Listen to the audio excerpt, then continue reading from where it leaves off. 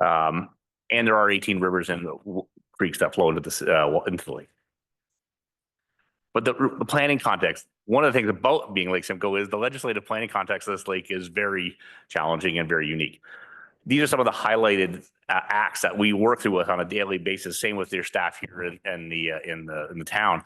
The Planning Act, the Lake Simcoe Protection Act and Plan, the Oak Ridge Moraine Act, Greenbelt Act, Places to Grow, the More Homes Built Faster Act, the one that's probably closest to my heart, the Conservation Authorities Act, and the Clean Water Act, Source Water Protection.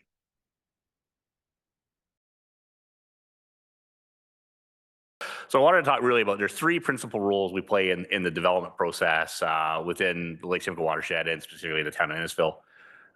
The first is around technical support. The second is around our role in Planning Act applications or plans that come in for development submissions. And the third is the role that we play under the Conservation Authorities Act, which is our permitting and regulatory role. So under technical support, we're provided across a variety of areas. Well, the first is around stormwater. We have advanced technical guidelines. We do technical training to staff to help implement and best manage stormwater. We also have a stormwater working group that's been running for about 8 or 9 years, which includes all the municipalities within the watershed, the province, various ministries, the building industry, some of the NGOs like Landscape Ontario, others. And it's a best practice forum to talk about how do we best do stormwater management, both maintenance, asset management, as also proactively, how do we ensure that the new build, the new stormwater that's put in is done to the highest standard. On the natural heritage front, I touched on this last time I was here when I was here for about budget. What we do now is we're very active in providing the mapping to support the municipalities. We do a lot of training and technical support where it's needed. Where we're seeing our role evolve is on the pre-development end, is helping municipalities or development industry clients better understand the landscape before they get into a development application. So basically informing those applications to be the best they can and that they have the best knowledge that they're able to use. On the environmental assessment support, basically every environmental assessment is done for, whether it's a culvert or roads or other undertakings by sewage treatment plant upgrades or whatever, all require data and information. When we are that data warehouse, we provide most of the environmental and empirical and spatial data that almost every consultant uses, the municipality uses, and that's one of our critical roles is we are the data warehouse to provide that to all our partners. So moving into the Planning Act, and really, I think it's very similar to how municipalities work. You have a planning department, you have a building department. In our office, we have a planning department and we have a permitting department. It's much the same. They operate planning first, permitting second. And our role is provide that technical review of the submissions that come in for development within our watershed. And our lens is focused around hazards and stormwater.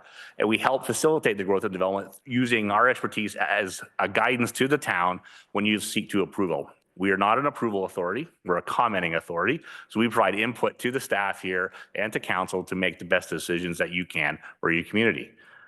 The one thing is we are a mandatory review for the hazard component. So all development applications that may involve a hazard area, like a floodplain or a wetland, are circulated to us to ensure that that development will meet the tests around dealing with hazards. We do this under memorandum of understanding. We have a MOU with every municipality in our watershed. And this MOU basically sets out the guidelines of who does what, the why, the where, the when, who, on everything around that planning. So there's no duplication. We don't do something that the town is doing and vice versa. We make sure that there is no duplication in that review process, so it's an efficient and timely process. And what we really encourage, and I know that it's the same here in the town, is a proactive, engaged approach. The more work you can do in the front end helps move that process along, and it's in pre-consultation, technical consultation at the front end makes for cleaner and faster development submissions, and then the end result is a better community that's built. When I was here before last talking about budget, I chatted, Councillor Waters asked a question on natural heritage, and I can expand a little bit more about Bill 23. Bill 23 was a bit of a game changer for all conservation authorities. And one of the key things is that the act says that conservation authorities may no longer review development under some prescribed acts. The aspects of the Planning Act, the Drainage Act, and a few others. And that includes natural heritage planning, some of the stormwater quality of fisheries. That applies basically to 35 conservation authorities. We're somewhat unique. What the province was intending was to have conservation authorities return to their core of focusing on hazards. And that is something that all CAs are doing. But what is unique is that the Lake Simcoe Protection Act is not one of those prescribed acts. And then we still review almost all, not everyone, but almost all files under the auspice of the Lake Simcoe Protection Act, as well as the Clean Water Act for source protection for drinking water. So we still do stormwater quality. We do natural heritage in some key areas like the shoreline and others, not every file, but it does give us a certain level of review responsibility that no other CA has, and it's solely attributed to the Lake Simcoe Protection Act and as well as the Clean Water Act. The one other big change that was made in Bill 23 is a conservation authority may no longer appeal a development file to the OLT. So that right was removed.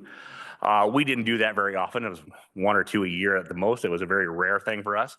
The only area that we are allowed to go to the OLT anymore is if there's a development adjacent to a property we own. Just like any other landowner, you have the right to maybe think about your own land in that perspective. So that it was retained. And so Bill 23 really did change the playing field, and we worked very quickly and closely with all our partners to implement it. And I think it's working well. The memorandum we've been operating under is very clear, and both the municipalities as well as every one of our clients is very clear our role, and there is no duplication in that role. So that's a snapshot of the role we play in planning, and that's that technical review. So when you move now into permitting, is the role that we play as a regulatory agency. And we are responsible for the technical review of development submissions in the hazard to say, you've achieved your planning permission or so now you move to a permit. And our job is to make sure that whatever is being proposed to be built or done can be done safely and not increase the hazard and also can mitigate both property, life, et cetera. It is there to protect the community and the citizens and the individuals on their own properties. So we follow that planning first approach to make sure that you either have the planning permission, you have zoning, use of right of use, like you've been on there, you want to build a dock for say on the shoreline. And so that is the process. We say, are you eligible for a permit? Yes, we'll work with you then. So we review these files in respect to the hazard areas with our technical guidelines, both our internal ones that are basically developed around Lake Simcoe, as well as the guidelines within the regulation itself, which I'll speak to in a minute. So like I said, it's like the building. You go through the planning, and we are there at the back end with the building department doing those permits as the last step before you go on to do your activity on your property or your development. So Ontario Regulation 4124. Prior to this regulation implemented last year, every conservation authority operated under a regulation specific to their watershed. Our old one was OREG 13906. It was a watershed-specific regulation, and there were 36 of these in Ontario. So not an efficient way to manage a fairly consistent hazard reg across the province. So the province consolidated that in 2024 under the Conservation Authorities Act. So we all operate under one regulation, which it brings some consistency across the landscape. Also ease of change. If amendments are required to the reg or other things, it's easier to change one regulation, not 36. So that was an efficiency aspect. The regulation defines what are the hazards, like floodplains and wetlands and shorelines. And what a development activity is. And the development activity now, in our definition, is very much similar to what's in the Planning Act and in the Greenbelt Act. There's more consistency to say that all the development definitions are more aligned together. The one thing this regulation did also, it brought exemptions in that we did not have in the past. The regulation had no exemptions. We now have exemptions for small scale and routine projects. An example, a shed that meets the exemption under the bylaw of like building a shed of 160 square feet is now exempted from a permit from us as well.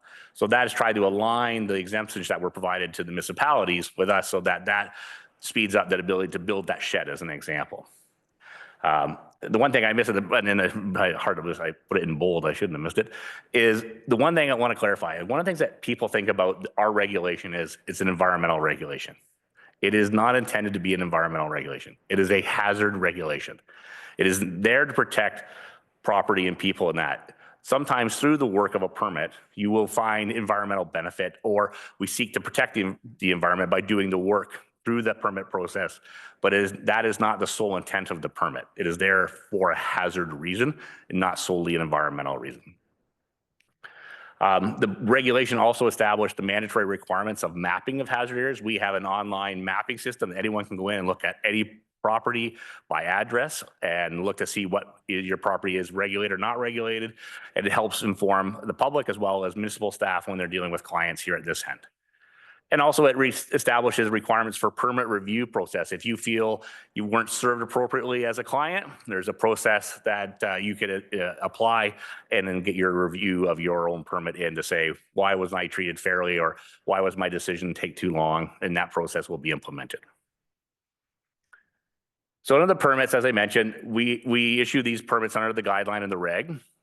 The Lake Simcoe Protection Act and the plan are, in essence, our prescribed instrument. We must look at the Lake Simcoe Protection Act through a lens when we do our permitting to say, does this permit meet the intent of the Lake Simcoe Protection Act? So that's unique to our authority. No other CA has that unique act that they have to consider. Our permits are a requirement of a building permit. If you have a building or a construction permit within a hazard area, your building permit is not valid until you obtain the Conservation Authority permit. They go hand in hand, they work together, and so it brings that validity to make sure, okay, you've got a building permit to build it, but let's make sure it's done in the right manner. And if a permit is denied, if you are denied the review, and we do 800 to 900 permits a year, and maybe 3 to 4 a year are denied, but usually they're denied for very strong reasons. Proposals for daycares and floodplains, not a very good place. Those are pretty easy ones. But if you are denied and you feel that you've been unjustly denied, you have 4 opportunities to hear appeal. You can apply for administrative review, which comes through my office, and sometimes that happens where maybe something was overlooked. We can quickly resolve the matter. There's a hearing before the board of directors. You also have the ability, even before the board of directors or after, you can appeal to the OLT. And ultimately now you can actually ask for a request for review by the minister, him or herself. And that's a new one with the changes in the act. Enforcement. One of the big things about being a regulatory agent is having to enforce. Just like you enforce bylaw, we have to enforce the regulation. So we are the enforcement agency under that regulation on behalf of the Crown, on behalf of the province of Ontario. It's a very similar process to enforcing bylaws. If we have one distinct difference, we do not have Part 2 powers. We have no ability to ticket for small offenses or minor things. That is something we've been looking to explore with the province for those smaller infractions. Is there a way to work through that to make it more efficient? We have now some recent changes, the power to enter if the violation that may be occurring is of extreme nature. We also now finally, as of a year ago, can finally issue stop work orders for non-compliance, which we did not have in the past. But everything we want to prosecute for someone who is not willing to cooperate or work with us, we have to go through the provincial court system. It's lengthy, expensive. Average court time to get a case from charge to fruition is 2 years, and anywhere between $50,000 and $100,000 minimum in prosecution fees, which we pay through our budget. The one good news, which is probably the biggest deterrent to violations, is the old fine for illegal activity was a max of $10,000, cost of doing business, really. Now an individual's maximum fine is $50,000. The corporate maximum is $1 million. And for a citizen, it's $10,000 a day for non-compliance if they continue to, say, do a violation. And for a corporation, it's $200,000 a day for non-compliance. If you just continue to take illegal fill and you continue to fill, you can be the court may establish a $200,000 a day fine plus the actual fine for the breach of the regulation and purpose. So that has been, those elements have changed our ability to enforce. And we have already started to see the reduction in some of the violations around the watershed because of this, the changes in the act. I thought also I would end at, what do we not do? I think these are some of the questions we get asked the most. One, the regulation is not a tool or an opportunity to re-litigate planning decisions. It is a hazard-based approach. We often get requests or comments to challenge, they didn't like a planning decision that was made on a certain development. And they try to use an appeal to the authority to say, don't issue a permit because it shouldn't have happened. Well, the planning decision was rendered. Our job is to issue the permit to ensure that whatever that planning decision was is done safely. We also we are not involved in the sediment and erosion control inspection and enforcement for development under site plan or subdivision agreements or condo agreements. That's one that we hear quite a lot about. The site plan agreements or the subdivision agreements are the tools that are used to enforce sediment erosion control. We are not involved in tree cutting or tree removal enforcement. We probably get 100 phone calls a year about this. This falls to the municipality, either upper or lower tier, depending on the structure of tree bylaws. One of the ones that's most common, and probably I think you see this at the bylaw as well for bylaw officers, is the regulation as a tool to address social or community issues, i.e. the neighborhood dispute. I would guess a quarter, maybe to a third of the violation complaints we get are involving neighborhood disputes. They cut down the hedge. I don't like my neighbor's dock. I don't like the boathouse for this reason. And those, as I can imagine they do for bylaws, where they take a lot of time, and that is not what we're here to do. We're trying to enforce for the right reasons. And the other one recently, I think, with projects like the Bradford Bypass, the Georgina Island fixed link, connecting the mainland to Georgina Island with a causeway and bridge, provincial, federal, and First Nation projects are exempt from our regulation. They have primacy. So our involvement on those is voluntary and as just a good steward of the lake. If they ask us to participate, we work with any agency or the First Nation to help with their projects, but we have no regulatory approval authority within those. And that's one we hear quite a bit of late, especially the bypass has been a hot topic, as I imagine you can imagine. And that is just a snapshot of sort of the general role we play in those key areas. And I'll be glad to take any questions. I'll open the floor to council. Anybody have anything? Councillor Waters. Thanks, Rob, for the presentation. And it's a shame that your role has changed, but it is what it is. And so we'll just work with it. The one question I always have, and I like to push, is that now that you're not doing the environmental piece, who's responsible for that? Environmental, and even in the past, our previous reg was still 90%, 85% hazard. It had a little bit, the only environmental piece of the previous reg was around wetlands. So most of the wetland area in the past, we had more ability to deal with vegetation and other removal impacts to wetlands under the previous reg. So that hasn't been lost. That now, the only way that can be is either you violate a provincial statute or provincial law, like not the Conservation Authorities Act, or you have some kind of site alteration bylaw or appropriate zoning, but usually it falls to a more enhanced site alteration bylaw at a municipal level, because the changes to the municipal act that were made probably about 10 years ago allows site alteration and bylaws to apply to lands regulated by the conservation authorities. So that's the area where it can be addressed to some matter. Second question is, what happens with phosphorus in terms of the phosphorus offsets that you had, you were responsible for? Do they still exist, and as one to protect the lake and also as a source of revenue for the conservation authorities? I'd say program did take a bit of a hit with Bill 23. It is still applied in all areas that fall under the jurisdiction of the Lake Simcoe Protection Plan. So that's a fair chunk of the development, not all. The one thing that still is in place for all development is the water balance offset. And usually we always, when we worked with development clients and municipalities, you paid the offset for whichever one was highest. There was not a double dip. So we are still collecting the water balance offset, and that goes into stormwater, low impact development infrastructure and projects and wetland creations like we've done in Innisfil. So we are still collecting the revenue. The area that was most significantly impacted, the one that was almost completely lost, is the ability to do the ecological offsetting in settlement areas. That was one that really benefited the municipalities because we could collect that dollar value from the impact of loss of trees and wetlands and apply it to restore. That one was pretty much eliminated with Bill 23. Thank you. Councillor Drudge. Thank you, Deputy Mayor. In around tributaries that run into Lake Simcoe, like under the Lake Simcoe Conservation Act, would we have the ability to monitor or test those tributaries that are running into Lake Simcoe? Councillor Drudge, we have a monitoring network. We don't capture every single tributary. There's just too many, but we do have a monitoring network established around the lake, and we can work with municipalities to do specific monitoring of, say, a specific site. And we do this on occasion for issue-driven concerns.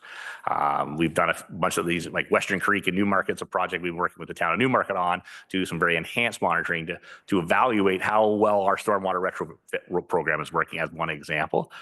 We've done others where they're doing more road enhancement infrastructure. They want to understand how is that being addressed, the impacts being addressed through that. So it's really something we work with at the discretion and the participation with the town. Follow up?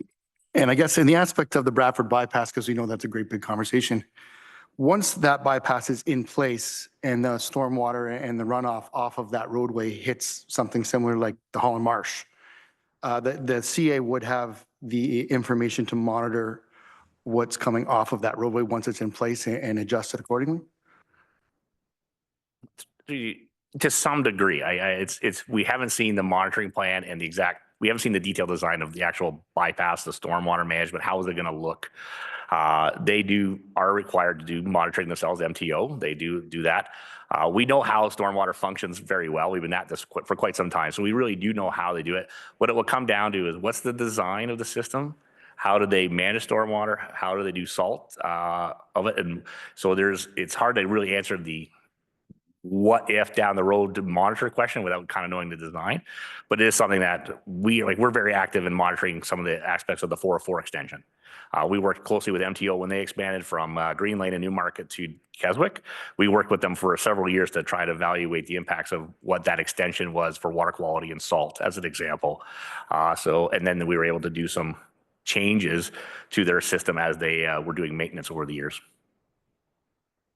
One more time. And so just finally, I'd like to thank you for coming out this evening and taking the time. I appreciate you doing your presentation. Thank you. Any other questions from council? Okay, I have one myself. You speak a lot of the power the Conservation Authority has within hazard lands, but if the town is seeking to remove a hazard designation on a property, what role would the Conservation Authority have at that point? Through to yourself, Deputy Mayor, it really depends on potentially what is the hazard. If it's floodplain, is hard to remove. Floodplains can be manipulated sometimes depending on what's the significance of the floodplain. Wetlands are hard to be removed unless you eliminate it because it's there or you live. So we do adjustments, and sometimes we get the watershed's large, as I mentioned. We have great mapping, but not every site is mapped in the detail that you need. So we do site inspections. If someone says, I don't believe that's a wetland, I don't believe that's floodplain, we'll come out and assess and work with that to make the adjustments where they are deemed appropriate. But if the hazard is there and it meets the requirements of the act and the regulation, then the hazard remains. We can mitigate potentially around the hazard depending on what the proposal is, say for something you want to do on your property. Forgive me. For the sake of clarification, there was a meeting this past week regarding a subdivision that's potentially going to be coming up in the future, and there's mention of the potential removal of the hazard lands itself. So you as a Conservation Authority would then go in and investigate the claims and work with the town to identify whether that's a feasible option or not. Am I understanding that correctly? Absolutely, that's true. Sorry if I misunderstood. Yes, well, as part of that technical review during the planning process, before we even get to the permitting stage, that is the work that we do to work with the client, the town, and ourselves to say, is that appropriate? Does it meet the tests? Is it eligible under the regulation or the act? And what is it that they're doing? And what kind of hazard is it? So each one of them is treated slightly different. Like a floodplain is treated different than, say, the buffer to a wetland. There's a different set of technical guidelines that really dictate what may go with each one. But that is much part of that technical process. Thank you very much. We appreciate your time. Oh, yes, Madam Clerk. Thank you, Deputy Mayor. We evaluate your state. Well, the lake's no different. We measure 60, 70 parameters to evaluate the state of the lake. And the majority of those parameters, the lake is in a very healthy place. It is one that still has challenges and will continue to face challenges. What is climate change bringing to us? The key is being diligent in management, diligent as a municipality, making good decisions, and continuing to monitor to make sure we know what's going on in the lake. And this lake has one of the most robust monitoring programs in Ontario, and we're very proud of that. But I do feel positive about the lake and the future of the lake. Thank you. Madam Clerk. Thank you, Deputy Mayor. Councillor Icy says that not to worry about it. He's fine. Thank you. Gotta love technology. All right, such being the case, I will need a mover and a seconder to receive the presentation. Councillor Drudge, Councillor Constantine, all those in favor? Passed. Thank you, Mr. Baldwin. It's been a very informative night. All right, sorry, now we're back to, we have no delegations from the public at this moment in time. So we're moving on to County Council, Municipal Associations, Conservation Authority committees. We have a motion, appointment of member of South Simcoe Police Services Board, a recommendation that Todd Canning's appointment as a member of the South Simcoe Police Service Board be extended until Bradford West Gwillimbury makes their appointment.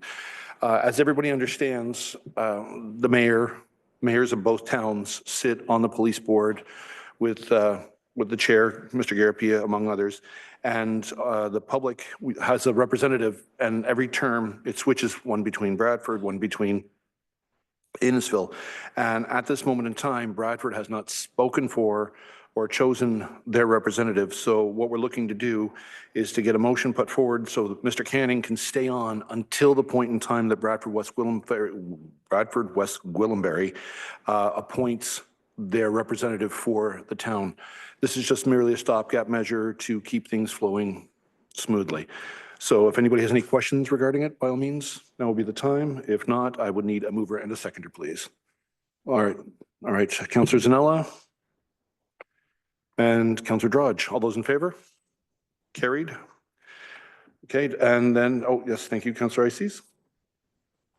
And we actually have, anybody have anything that they wish to share about the committees that they're on, what they're looking to do, anything that's coming up, anything they've done recently? Okay, seeing none, I will say something. It's a rather big one. Yesterday at County Council, a motion was brought forth for a reconsideration of council composition at the county level. As it stands, it's 32 and 1. They were looking at putting forward a full-time warden, but after many debates over many months, the motion was brought forth by one of the members of County Council, and it got received 2/3 majority and was opened up again for debate. So it was pretty heavy, went back and forth. Many people spoke out on various aspects of what the pros and cons were of reducing the size of council to 17, that being one member from each municipality plus a full-time warden.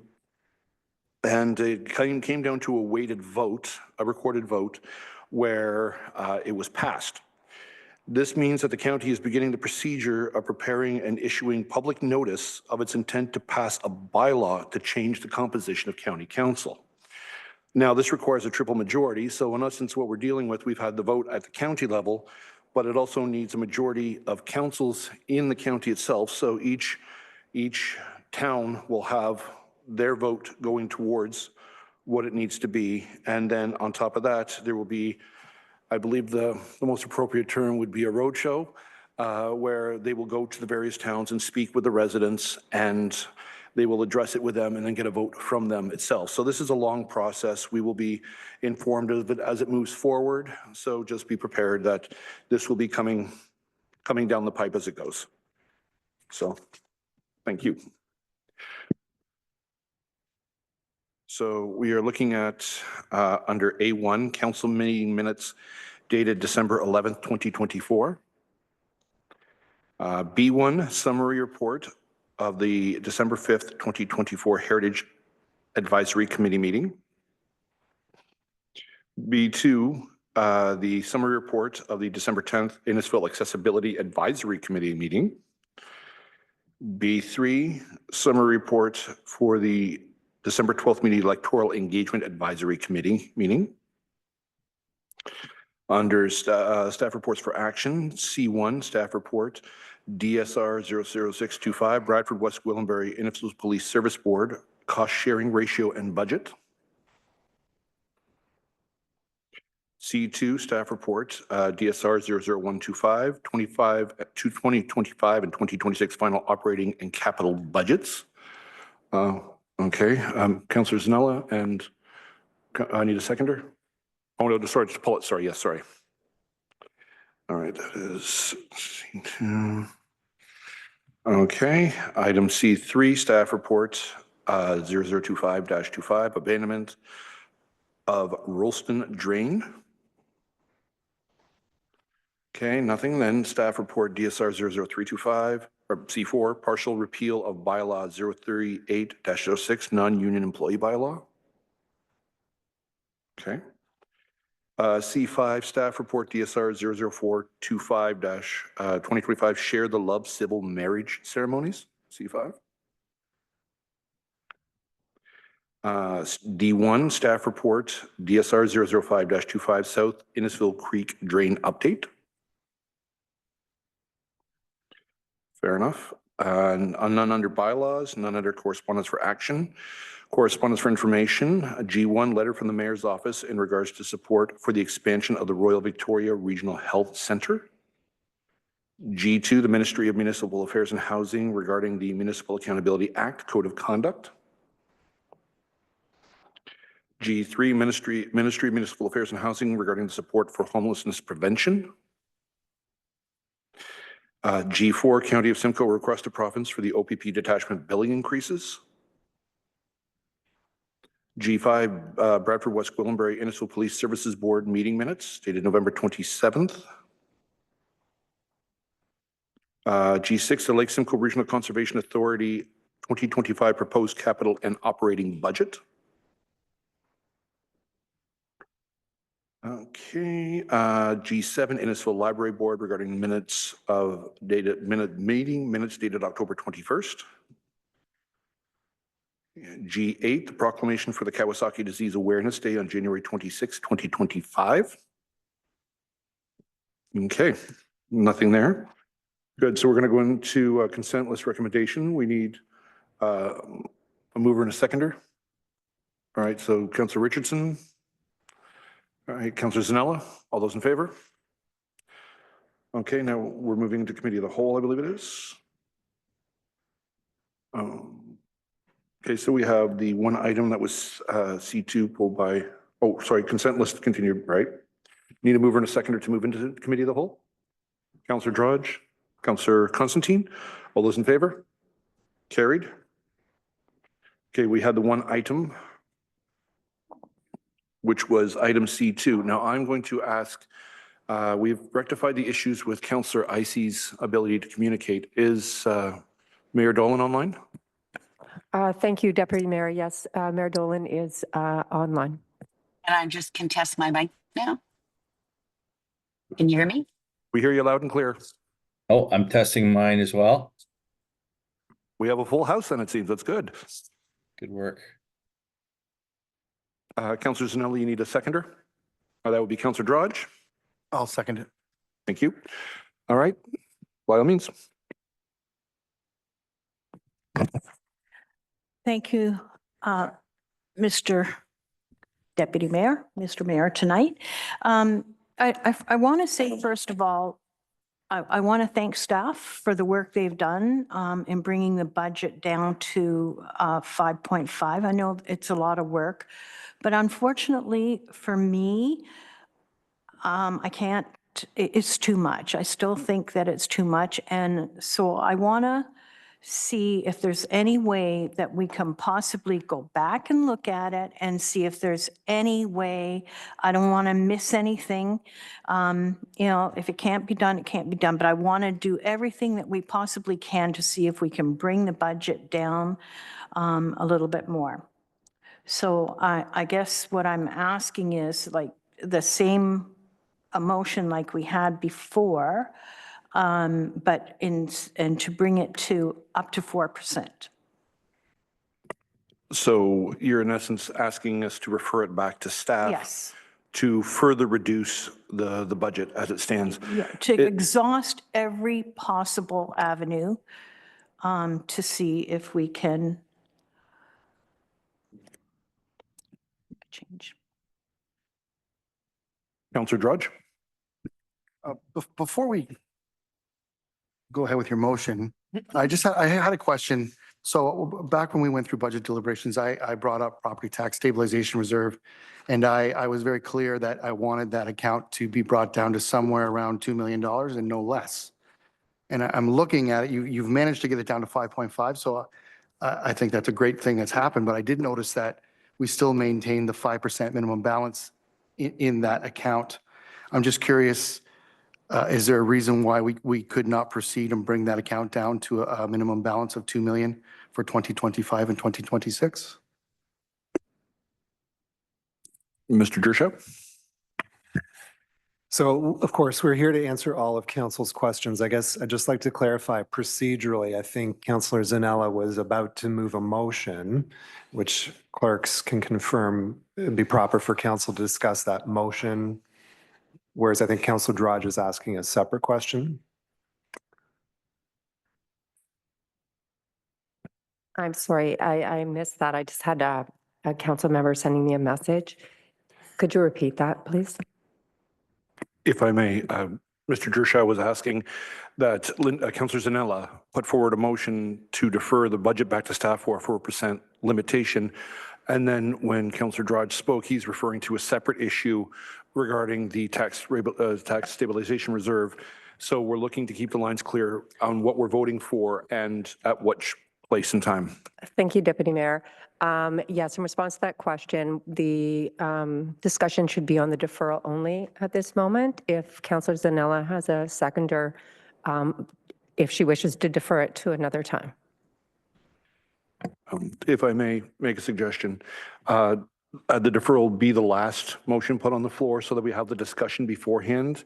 We can discuss what options we have available to us, and then we can hear out other members of council if they have any ideas. And then if none of it seems appealing or we don't have the appetite to look into this, then we can fall back to the position of giving it back to staff to reduce it an additional 1.5% per year. Okay. Now we will, so are you retracting your motion? Okay, she is retracting the motion. Then I'm passing it off to Councillor Drudge. Thank you, Deputy Mayor. I guess, yeah, I misspoke a little bit there. I guess my intention was in order to try to find a solution so staff would have direction to support a deferral to see if we can get the tax levy down another 1.5%. I was suggesting to my original motion from last budget talks about the property tax stabilization reserve to be depleted down to 2 million from its current status of 3.3 in 2024 and 3.7 projected in 2025. Mr. Militian? Yeah, through you, Deputy Mayor. Thank you, Councillor Ices. As staff deliberated on the best approach, really, sorry to interrupt. That was Councillor Drudge, not Councillor Ices. Sorry, what did I say? Am I Ices? My apologies, Councillor Drudge. Yeah, so as staff, we took the direction. We listened to what council was saying during budget deliberations, and some of it was written in motions, and some of it was just trying to understand what council's direction was and what we're trying to achieve.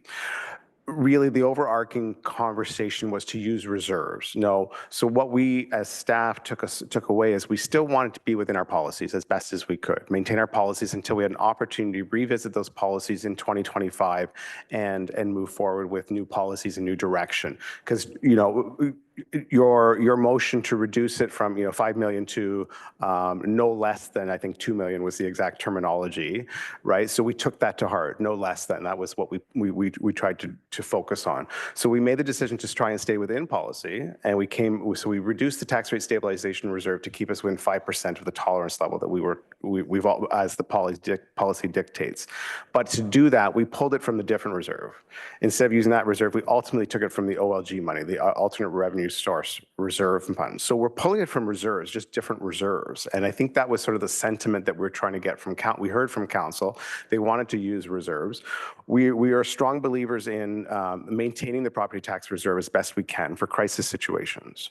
I use the example, I talked about the example today of COVID. Like COVID, another pandemic could come along, hopefully it doesn't, but we were very lucky in the COVID pandemic because we would have pretty much could have exhausted our reserves very easily, but we had upper tier government support, so we didn't have to. I can use other broader examples of different municipalities that are experiencing huge trauma these days and trying to manage and keep business operations going. So we felt it prudent to keep the reserves where the policy was, and in that case, the tax rate stabilization reserve, in the spirit of council discussion and in the spirit of the actual motion that said at a minimum of 2 million. So we did draw down from it, but as the offset, we also used the OLG money to bring down the tax levy to council's motion of 5.5%. Follow-up, Councillor George. Thank you, Deputy Mayor. So like I said, I do appreciate, I did see that you did pull it out of ARS to bring down the tax levy. But so I guess what I'm trying to say is if we are looking to try to go lower, staff was directed via motion to go down as low as 2 million as a minimum. So you would still have that avenue per se if we were looking to lower the tax levy?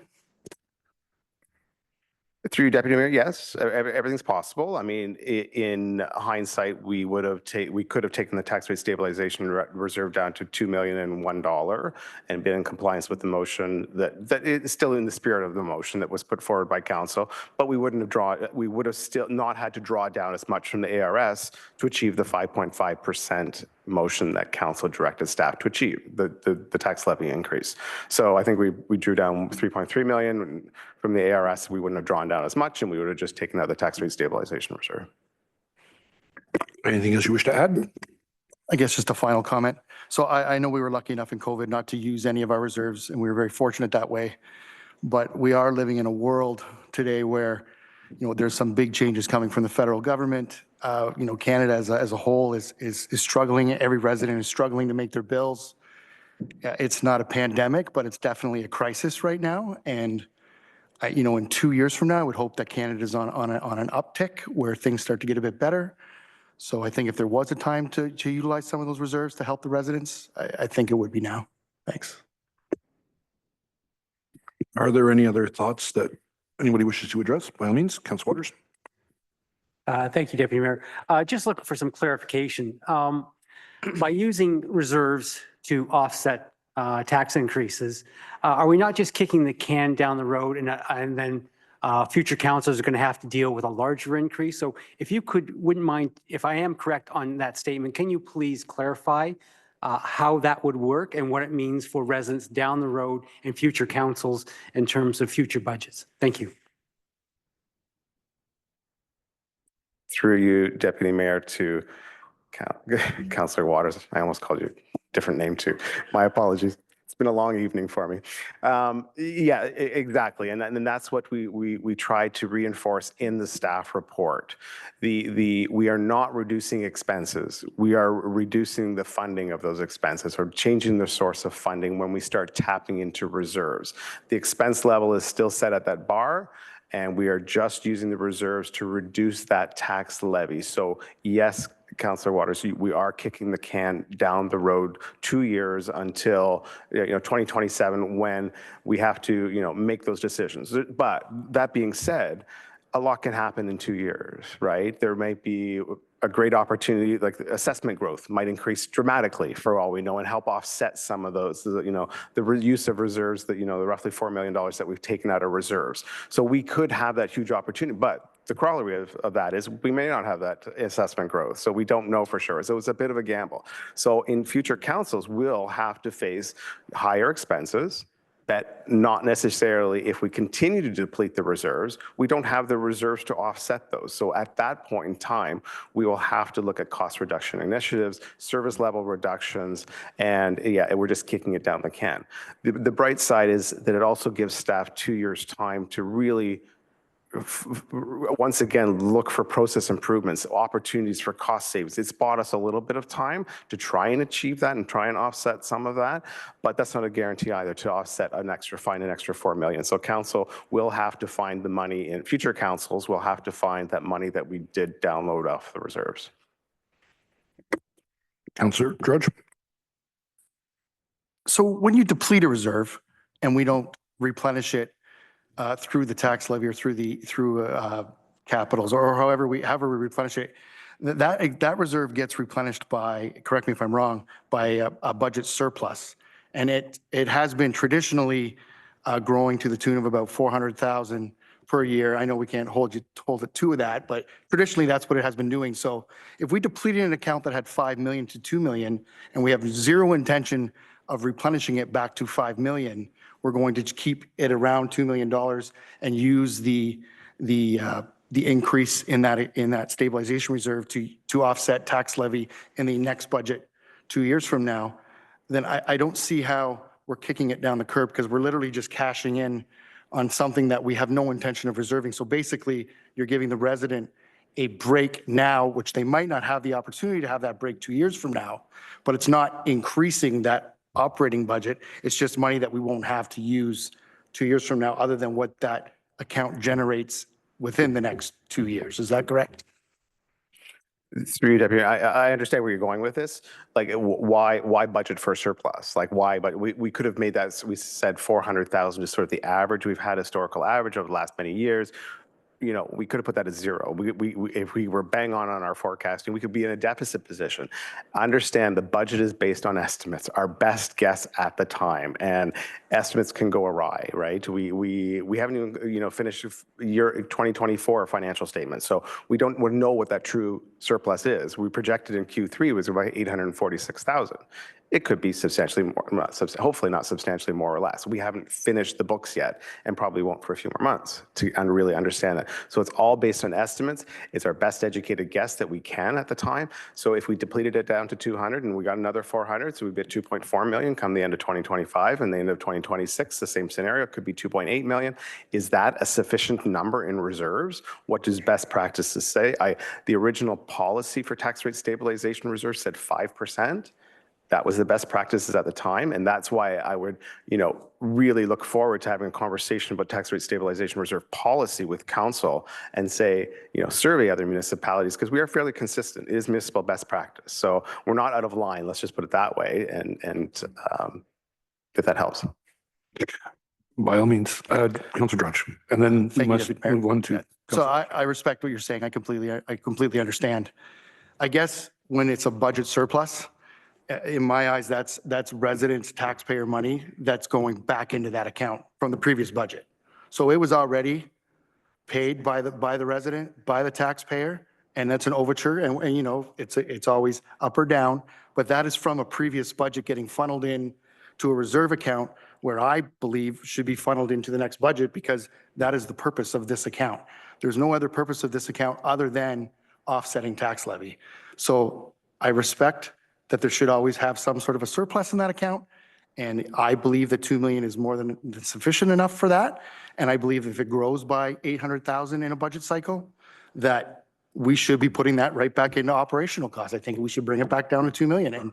And that's where, you get the avenues to try to save a 1% or 1.5% or 2% each budget cycle. That's what the intention of this reserve is. And I just firmly believe that it's just simply too high for what it has for an account balance right now. Thank you, Councillor Drudge. Councillor Ward has been very patiently waiting. And now the floor is yours, sir. Thank you very much, Deputy Mayor. My point I want to make is that if we take it from $5 million down to $3 million, which I'm okay with in terms of reducing the tax levy, the question is so if we do have $400,000 more for the next 2 years, that's $800,000. So we really only have $800,000 because our minimum budget that we want to maintain is $2 million. So $800,000 is not $3 million. And if you want to plow it back in, it may be a minor of 0.5% decrease, which is good if that's what you want to do. But it's not the $3 million we're using this time to get it, which was 7.5 down to 5.5%. So you're not going to get that type of increase. And I still think you're going to see down the road, you're kicking the road down, you're kicking the can down the road to the next council. And so, for those of us who may still be around next council, that's something we're going to have to deal with. And then we're going to be putting the same question to staff again when they come back to us with another 7.5% increase, because we refuse to deal with it. We can also ask town staff to go back and look at the actual budget. They didn't touch the budget. The budget remained the same as it was. They didn't go in and reduce operating costs at all. All they did was use reserves to get us down to that 5.5%. So I still don't want to kick the can down the road because I think we're doing next council a disservice and we're doing taxpayers a disservice down the road if we do that. Thank you. To add to Councillor Waters' point, the previous council, Councillor Ices and Councillor Waters will agree, along with the mayor, that we did a 0%. We absorbed the county, we absorbed the education, we absorbed the police force budget to provide a 0% increase. And everyone loved it in the beginning. And then what happened was, and I remember this very clearly because Councillor Van Berkel said this is going to come back and it's going to bite us hard because he did it in the past himself. And at that point in time, as a new councillor, we're thinking, well, maybe it'll be different this time. There was a rush of complaints. There was the planters on IBR, the lack of snow removal, the garbage is overflowing, the machinery not working accordingly. There was a flood of complaints. So moving forward, we have to be very careful about how we do this so that we don't overcompensate and, as Councillor Waters said, kick the can down the road and bite us later. So I want to ask a question of Mr. Malishan and CEO Gershow. We're talking about the tax rate reserve stabilization fund. What about the tax levy itself? Is that healthy enough that we could potentially take that 1% off for the 2 years and maintain the infrastructure we have, or will it have a negative impact in a major factor? I'm just trying to find a different way around the mountain so that we can give the residents that little more breathing room, that little more that they don't have to pay just for a year or two. To you, Deputy Mayor, staff would strongly advise not to reduce the capital levy at this point in time. Our capital program is aggressive, it's robust. As you've seen through the multiple master plans that we put forward to council, there is a lot of work that needs to be done. I'm going to also, remind council that we took money from the ARS, which is used to fund the benefit to the existing, the non-growth portion of growth projects. So as we say, we're using it to reduce the tax levy. We're going to, once again, kick it down the road a little bit because we're going to have to make up that foregone money in the ARS account in the future, to Councillor Waters' point, like we're kicking it down the road. We're going to have to either increase the capital levy in the future to achieve the capital projects we want to over the next 10 years. We have projections, for committed capital project that council has also approved, and for other ones that we haven't put forward yet to council. And we are finding that the ARS will be taxed heavily. Not taxed, that's not the right word in this environment. It'll be drawn down heavily in this environment. So overall, we need to build our capital program, and ARS is used for the capital program. The 1% capital levy is also used for the build our capital reserves. We paused the capital levy to help residents in COVID during the pandemic, and we reinstated it back because our projections are showing we need to continually building up that reserve so that we can meet the capital needs. So I would strongly say, and I'm sure 100% Councillor Webb would agree with me. Councillor Webb, I'm having a rough night. Treasurer Webb would strongly agree with me. That is not the approach to reducing the budget. And as far as the tax rate stabilization reserve, to Councillor Drodge's point, if we had taken the tax rate stabilization reserve to $2 million and $2,001, as council suggested, instead of taking it for the ARS, I think that's the ultimate question: is what is the comfort level of council? We heard and understood 5.5% was the direction that we were given, and tried to achieve that, whatever reserve we used. But would we still be having the conversation of bringing the tax rate stabilization reserve if we had taken it down, ignored the policy, taken it to the $2 million and left ARS higher?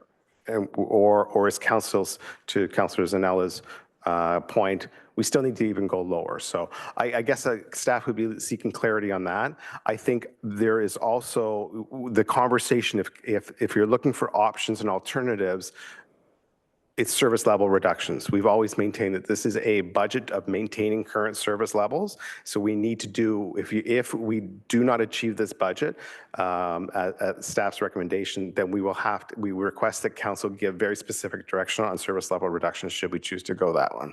The other piece I do want to point out is the police budget that came along. The police had commentary about trying to decrease their budget by getting insurance savings, which they did. They achieved a $240,000 worth of insurance savings, which I think we reduced our budget by about $36,000. So that they were able to pass some of that off. So there's different mechanisms and different points of discussion. But I think from a budgeting perspective, from a capital reserve, it's up to council's decision, but I think the finance position would be not to touch the capital reserves at this point in time. Thank you, Mr. Milishin.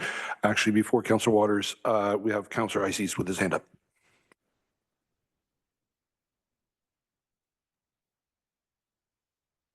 Thank you, Deputy Mayor. I hope you can hear me all right. I wanted to maybe agree with some of the comments that Councillor Waters and Deputy Mayor Fowler made. For us councillors who were at budget time when we did the 0 or 1% tax rate raise, we did that by cutting services, and the residents spoke that was a level they weren't prepared to see. After that budget, we've had to catch up as a town, and perhaps some of the increases that we need to do for this budget are still due to that. But I think council needs to be wary of taking maybe the easy way out. We spent 2 days looking through, or 2 days of meetings after weeks of going through the budget, to suggest to staff where we would cut services, and for the most part, I know I couldn't see where there was a spot where significant costs could be cut without residents not agreeing with that. So for us to ask staff to go lower than we are now, the only way I think makes sense is to go after service levels, and we didn't do that as of right now, and I'm not prepared to do that myself. So that would be my comment. We're down to the 5.5 due to some of the reserves being used, and I'm good. I'm comfortable with that. But to go further, we need to have a discussion on service levels. So that would be my comment there. Thank you. Thank you, Councillor Ices. Councillor Waters. Thank you, Deputy Mayor. As was mentioned, the police service budget, which did find $240,000 in savings, I just wanted to make it clear that I was really disappointed that after having the largest increase in years that I've been here from the police service of 11%, that the police service chose not to pass on that $240,000 to back to the residents of Innisfil. They chose to give $25,000 to their board and divvy it up. So there was only $64,000 split between WBG and ourselves. So I just wanted to make it clear that I was really disappointed that they didn't pass those savings back to the residents of Innisfil, considering how large their budget ask was. So I just want to make that comment. Thank you. Thank you, Councillor Waters. Anybody else wish to address anything? Okay, I have a thought. Everything is being promoted now as service level cuts, and Councillor Zanellis has given a specific target. I was 4 or 4.5%, up to 4. So if she is still willing to put this forward, I would personally like to say that if we do something like that, I want to see the level of service cuts that would occur. If we give it back to staff and say, look, we need an extra 1.5% shaved off, what are the service cuts that will take place? So if we defer it back to staff to come to us with the alternative to presenting the option of what would occur at that point in time, we can see flat out that if we do, we're going to lose so many people in operations, or so many people in customer service, or so many people behind the scenes. We need to know where the cuts would come from. To just blindly say, give us 4% and we'll move on with it, that's making a call, a judgment call without any information. I would rather have the information to say, at this point in time, well, 4%, like, we're going to lose a certain number of services, and this is what we can expect moving forward. So if you wouldn't mind, I would prefer that we defer it back to staff with an understanding of what 4% would create, what situations, how we would lose staff or support services at that point in time, so we understand that when we make that call, if we choose to go with the 4%, we can say, okay, we know that we're losing 2 people in customer service, we're losing so many people in operations, we're losing so many people in finance. We know where it's going to hurt the public. And I would rather make an informed decision as opposed to that which is on the table at this moment in time at a blanket 4%. Do you agree with that? Yes, by all means, Councillor. Thank you. I totally disagree with that. I think it would be a total waste of staff's times and dollars and money for them to come back and say, we're going to lose 2 service here, 3 service here, and then we're going to vote on a 5.5 anyway. So why waste staff's time and getting it down to say, this is how much staff we're going to lose? We've all said we're not going to lose. We don't want to lose service levels. So why are we wasting the staff's time? Councillors, no.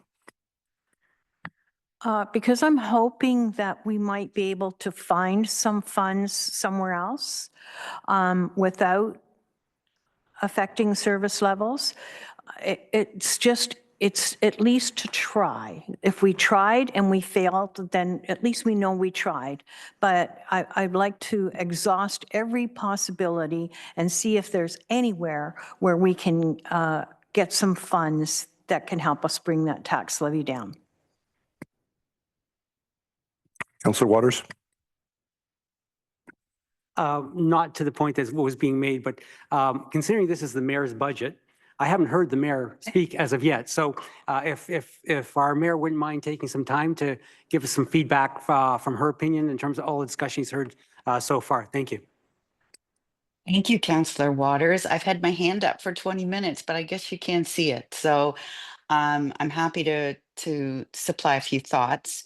So first of all, on the reserve funds, well, I totally agree with Councillor Drodge's take on that particular reserve, the tax rate stabilization reserve. My issue is the fact that other reserves, like, and I think Mr. Melanishen's correct. I think we should have probably pulled it down to the 2 million and left the ARS funding alone, because if you look at the gap of infrastructure dollars that we have in reserve for what we need, it's massive. It's a massive amount. Our reserves are not nearly robust enough for what we need. That particular one, I could argue with Councillor Drodge, but again, taking money out of that reserve and putting it in, say, the capital reserve or the fleet reserve or other reserves where we are considerably in trouble if you go out in the future, as we saw during our 2 days of budget discussion. So, and I don't mean to paint a horrible picture. I mean, we're in this position, but many municipalities are in this position as well. It's I think about an $8 billion gap between what municipalities have and what municipalities need to spend to refurbish, renew, and create infrastructure over the next several decades. So, we have to be cognizant of those reserves.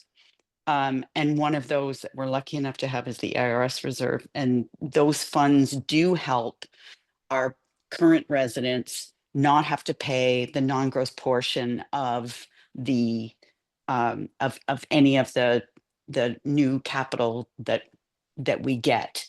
So I'm I'm agree that we need to relook at the policy for the tax stabilization reserve.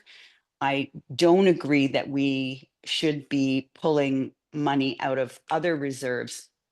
And we should be looking to our future and as Councillor Waters said, not kicking the can down the road.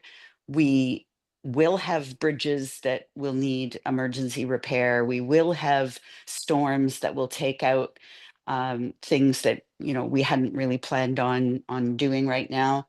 At the county, we had an emergency capital project come up yesterday to replace a large piece of equipment at a waste facility that was had a fire.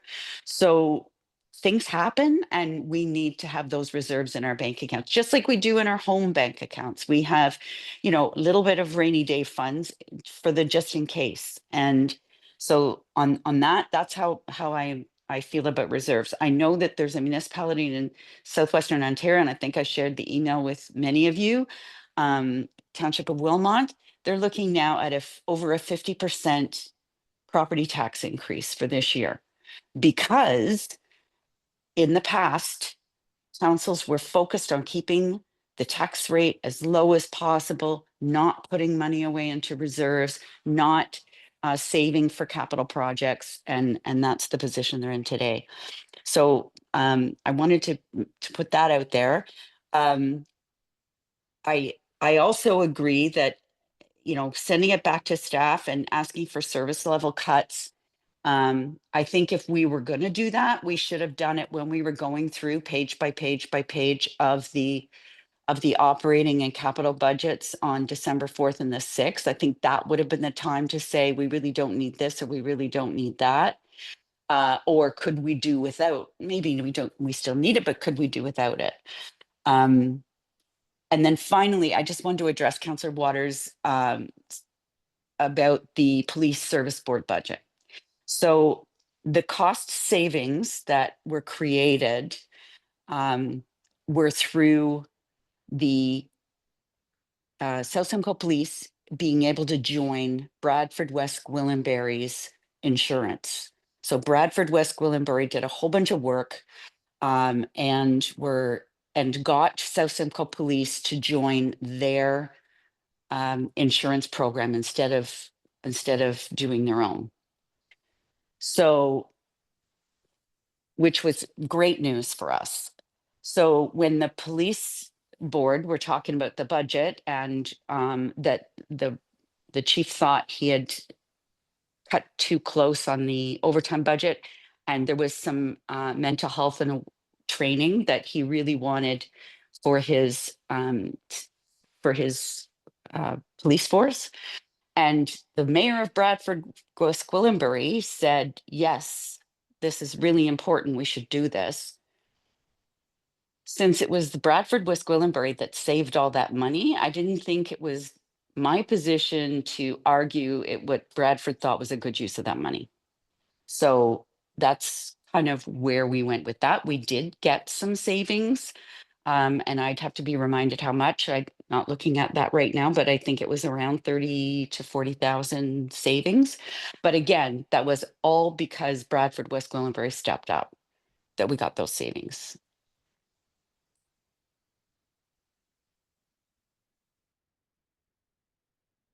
I believe the mayor has said her piece. Thank you. Thank you, Mayor Dolan. Does anybody have anything else they wish to add moving forward? Oh, Councillor Constantine. I just want to say, I know that we all, want lower taxes, but we have to be realistic. I could be wrong about this, but I don't think that the residents of Innisfil mind paying for good services. I could be wrong, but this is what I think. So we have to be realistic, because I don't think any resident wants us to cut their services right now.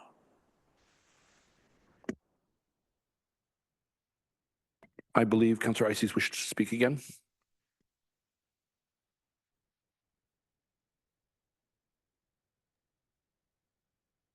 Thank you, Deputy Mayor. Yes, the other item I wanted to have some discussion on is the capital budget with regards to the proposed Station 6 fire hall. I know at the last council discussion, there was some talk about locating that close at a different spot, closer to Young Street and IBR. And there was some information that I think we just received today, coupled with the Ernst & Young report, to analyze that further. And I just think we haven't had enough time to maybe flesh that out. So I'm not sure where that stands in this discussion. If that's something that we need to have this evening, or if that needs to be thought about some more, or more time reviewing some of that research that had been presented to council today. So I'll put that comment out there. Thank you, Councillor Ices. Mr. Jershaw, CEO Jershaw. Thank you, Deputy Mayor. And let me try to respond both to Councillor Ices' comment there, and I guess make a more general comment on the discussion so far tonight.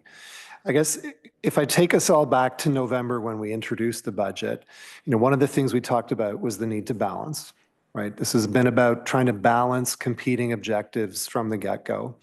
And I think the last 2 months of deliberation have really shown all of us, just how complex a puzzle this budget is, because we are talking about, real money that real people pay for services and for capital projects. And, we as staff have tried to bring to you a budget that we think is advisable. Now, of course, we take our direction from council. You are ultimately the decision makers. And I think it's been really good, the discussion that's been happening tonight, because this is the kind of conversation you should be having.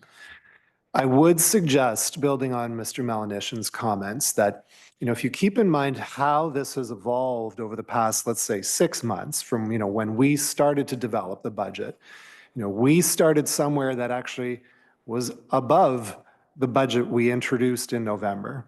And then we brought it down. We've tried to bring it down further and respond to all of the different direction we got from council back in December to try and use reserves more aggressively to try and hit the 5.5% tax target. So I guess from our perspective, the budget in front of you tonight has met the direction you've given us.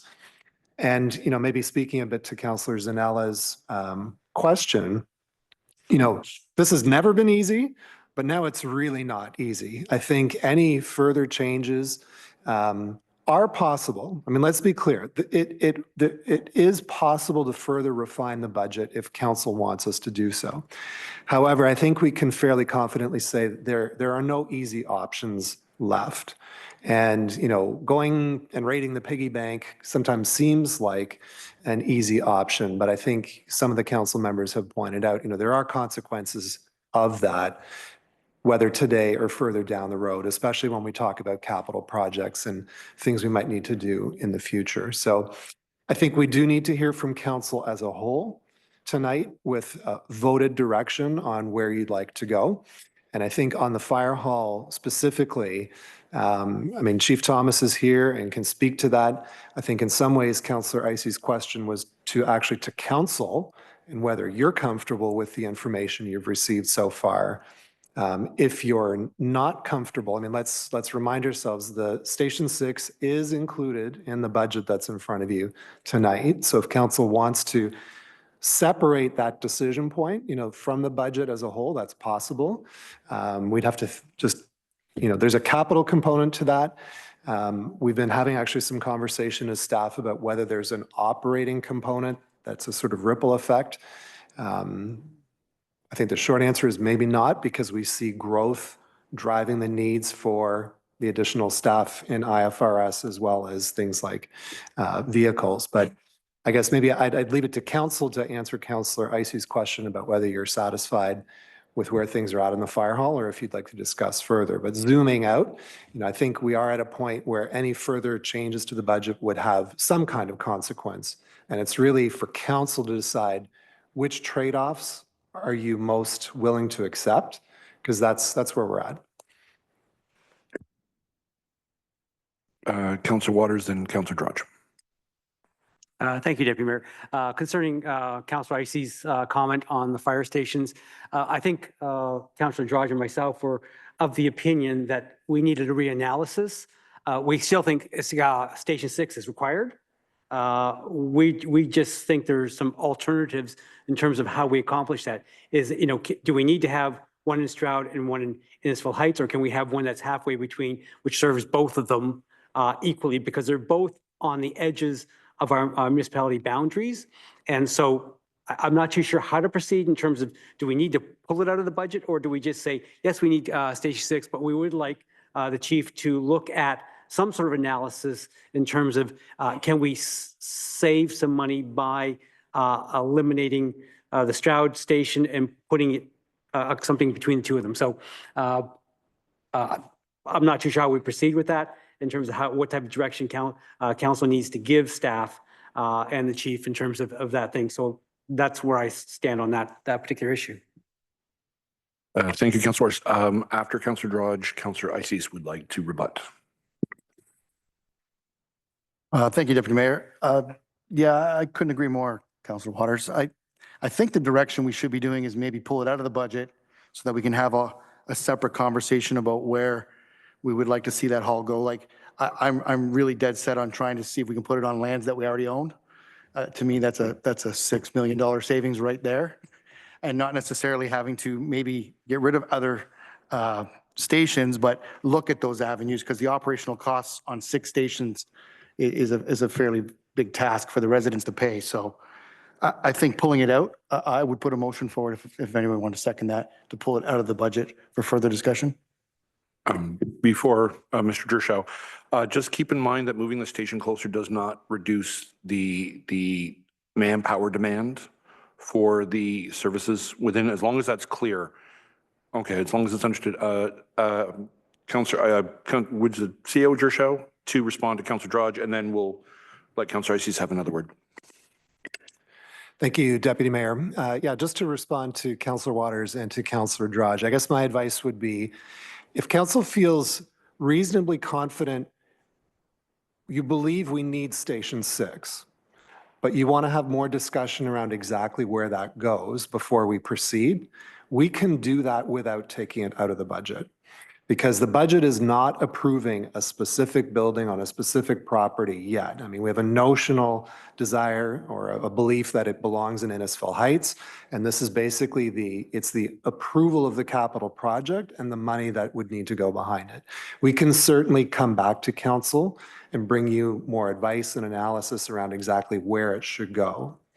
So that's the scenario where, like, yeah, we're pretty sure we need Station 6. We want to have more discussion around where it should go. We can do that, I think, without removing it from the capital budget. If you're not sure we need Station 6 at all, then I think that would be the scenario where you should pull it out of the budget, because that's really, I think, the fundamental decision that's being embedded in the budget, is that, yes, we need this, and yes, we're going to set aside the money for it. So those would be my suggestions. All right, no rebuttal. Okay, then we will give it. Yes, we're going to give it to Councillor Icey, or do you want to? One more? Okay. Apologies. Yeah. So, thank you, Deputy Mayor. So yeah, so that with that being said from our CAO, then I wouldn't want to pull it out of the budget, because I do believe we need Station 6. I do believe we need a bigger station that can do regional things and stuff like that, and we need more staff. My concerns are the operational costs of having so many stations. So yes, I see the need for a new fire hall. I'm not sure I see the need for a 6th fire hall. Maybe a new fire hall and one tends to move or shift. But so if we can deal with those things and keeping it in the budget, then I'm fine with leaving it in the budget. Fair enough. Thank you for that. Councillor Icey's apologies, and appreciate your patience on this. Thank you, Deputy Mayor. Yes, the discussion has been kind of moving around as I was going to comment. I was going to make the suggestion that, or I was going to make a revised recommendation that everything to do with Station 6 be removed from this one. And then CEO Jershell suggested that we didn't need to do that. I still think we need to pull it out of the discussion. I'm not against the fire hall due to the growth that we have, but to pass it as is, as Councillor Draw suggested, you know, there's $6 million land cost in that budget. And why would we put that in the capital budget if we're going to move it somewhere else? The other comment I was thinking of is, you know, this year we're going to renew our official plan. Like, why would we decide to put a fire hall at a place before we've done the official plan to just flesh that out a little bit further? There's going to be growth around the town campus where the new hospital is. I think we need to think that through a little bit more. So my suggestion, or I'm going to ask for a seconder for a revised recommendation to pull the capital budget item for the Station 6 fire hall back to staff for more discussion at a future time. If I could have a seconder for that.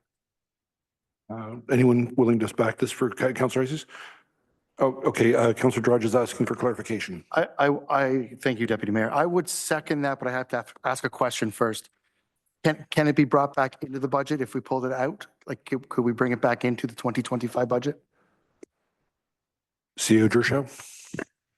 Thank you. I think the short answer is yes, at a subsequent point. I mean, it would effectively become a standalone approval subsequent to the budget. And I think if we were to do that, you know, we would provide council with any financial analysis around that. I guess I do want to flag, it's my understanding that the capital project would be funded by development charges as it is in the budget right now. So its removal would not have a tax rate impact. But basically, the short answer is yes, it could come back subsequently and be added back in. Councillor Drudge. Thank you, Deputy Mayor. Then I'll second Councillor Ices' motion. Or All right, we're going to have the motion on the screen here. Take a moment to ask if anybody has any questions they wish to add regarding this matter. We're just simply removing it to discuss it and put it back in at a later time if we agree with everything. So we have, yes, Councillor Waters. Just looking for a point of clarification again before we vote. A question to the chief. Are there any items that you need an answer to tonight for that capital budget? Or does this seriously impact decisions you have to make in terms of future purchases, like last time where, you know, you got a deal on if you ordered now as opposed to waiting 6 months? Thank you. Through you, Deputy Mayor Fowler, to Councillor Waters. There will be a little bit of impact should we pull the entire project, trucks included, a delay if we were to put it back in to be able to order the trucks now. Could potentially put us in a bit of a bind, so to speak, if the project for the station itself was put back in. But that would probably be the only impact from the budget perspective to pull all the lines that were to do with the fire hall, the Fire 58 Station Number 6 project. Thank you. Mayor Dolan, you have your hand up. Yes, thank you. Through you to the chief. How old is our fire master plan? Through you, Deputy Mayor Fowler, to Mayor Dolan. The current registered plan is 2014, and we have the shell of the fire master plan that is in the E&Y report. So I'm sorry. So the the E&Y report is based on 2014 or the E&Y report updated the fire master plan? Through you, Deputy Mayor Fowler, to Mayor Dolan, the E&Y is current to 2021, the recommendations they make, and they make recommendations through to 2031 in the E&Y report. And one more follow-up if I could, Deputy Mayor. So, but did the E&Y report, my understanding was it was about amalgamation, a lot of it. And like, so do the recommendations in the E&Y report stand alone as an Innisfil only master plan? Through you, Deputy Mayor Fowler, to Mayor Dolan, there were recommendations that were made when we were in the middle of the scope of the project with E&Y on the consolidation of the fire services. We added the scope on to do the shell of a master plan, given that we saw the direction going that they were going to make 4 recommendations. One, to have 2 separate fire departments, one with 2 separate fire departments and a joint chief. The third one with an amalgamated or consolidated fire department with a advisory committee, or an amalgamated fire department or consolidated fire department with a fire services board. So when we saw it going that direction, and they had already done the statistical work on staffing, station locations, efficiencies, et cetera, they did within each of the 4 recommendations separate out to a three-way recommendation, if I can say it that way. One that was just to Innisfil, one that was to Bradford, or one that would serve a combined or consolidated fire department. Is that everything, Mayor Dolan, or do you wish to follow up? So I guess maybe one more if I could while I'm on the subject. So we're not planning on doing a new fire master plan in the next decade? Through you, Deputy Mayor Fowler, to Mayor Dolan, that is not correct. I've got a lot of the information pulled out, and we were going to be coming, it's on the council tracker, end of February, to present a new fire master plan based on the growth that we've seen since 2021 when E&Y made those recommendations, but using the consultants' information and work that they did with the data that they used to update it with the growth that we are really experiencing compared to what they projected, to give a master plan that would go through 2031. Thank you. Then I would certainly support Councillor Icey's decision to, especially in lieu of the fact that that new fire master plan is coming back to us shortly. Thank you, Mayor Dolan. Such being the case, I'll call the vote on the amendment. I need to know, all in favor? Carried. Very good. Thank you very much. So when we have that, we can adjust that to the actual item on the agenda. Back to the main motion. If there's any further discussion, now would be the time. If there's any more amendments, now would be the time. Do you still wish to put forth the motion for the 4%?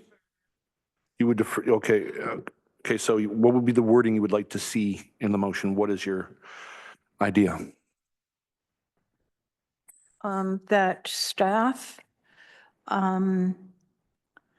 take a look at the budget one more time, and just to make sure there's nothing that we've missed, and see if there's any possible way we can reduce the budget up to 4%. Councillor Drudge? I second her motion. Any additional thoughts? Yes, Councillor, or sorry, CEO Gershaw.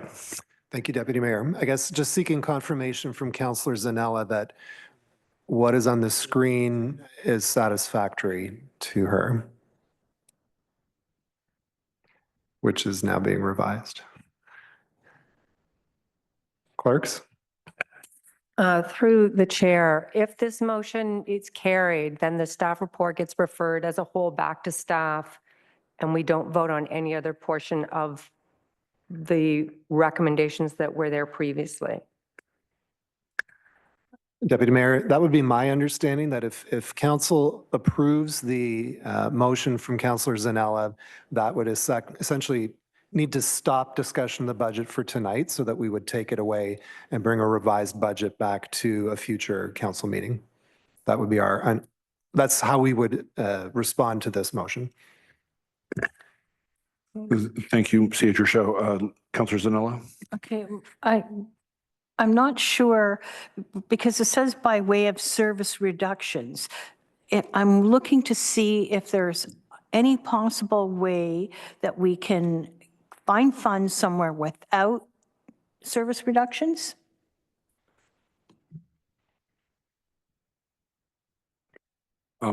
Okay, I'm going to put it on the floor for questions. If anybody has any discussion, then that will be the time.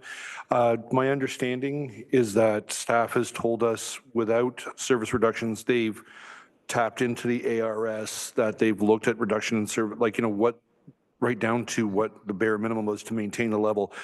And the only other option that's been presented, to my understanding, is to tap into the tax rate stabilization reserve at this moment in time, which would further, it would, I understand what the desire is. I'm just trying to see if there's any alternative way other than the tax rate stabilization reserve. And what I'm hearing from staff is there's not. So I'm going to, Councillor Drudge.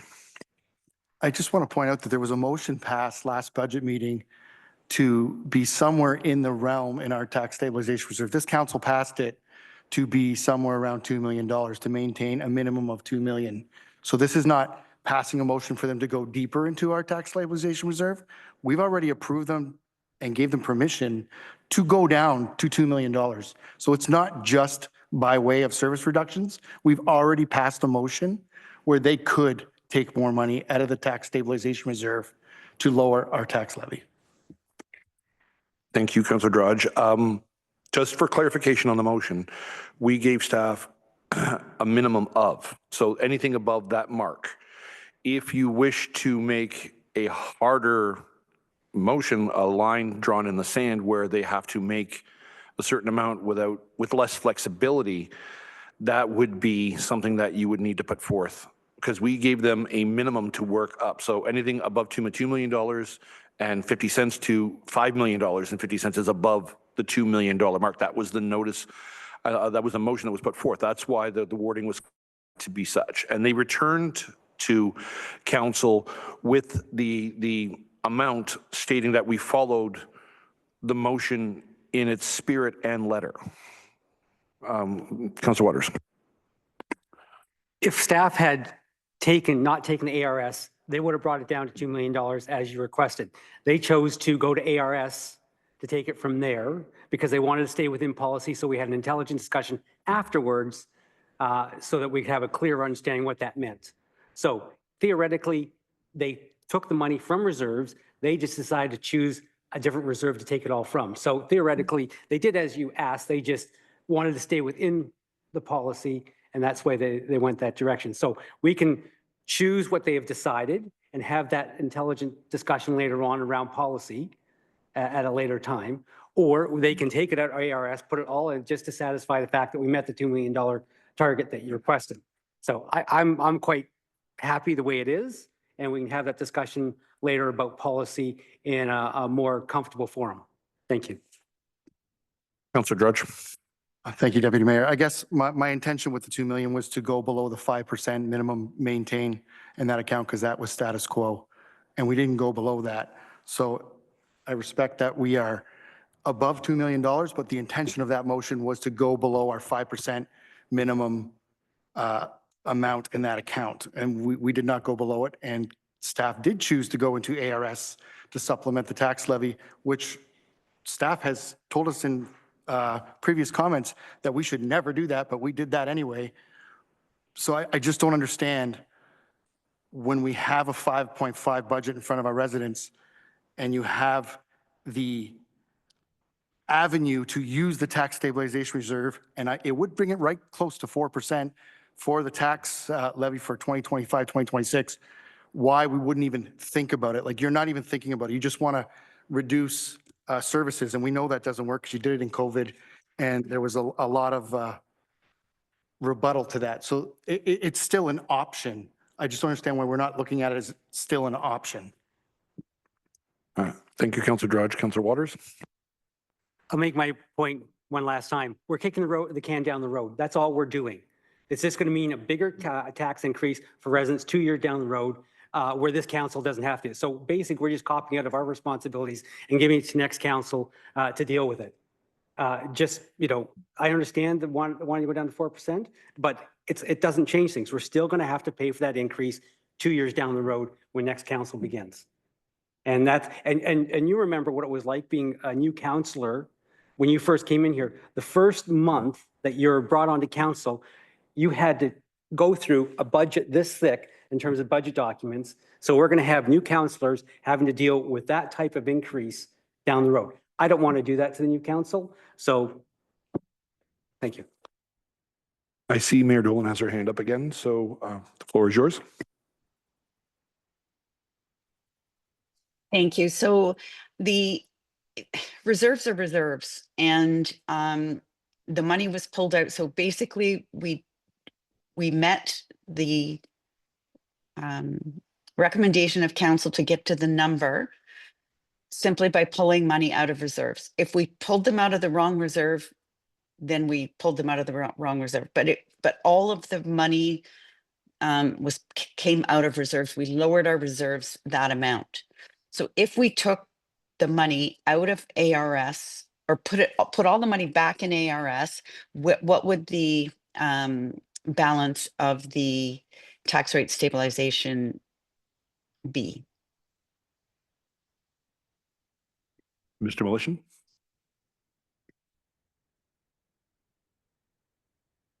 CEO Gershaw, sorry, apologies. Thank you, Deputy Mayor. I would draw council's attention to tables 2 and 3 in the staff report, because they basically show how we have drawn funds from those two reserves, property tax stabilization and alternative revenue source. So I guess, you know, with respect to Councillor Drudge's comments, you know, the motion from December did say, while we're maintaining a balance of at least $2 million in the reserve.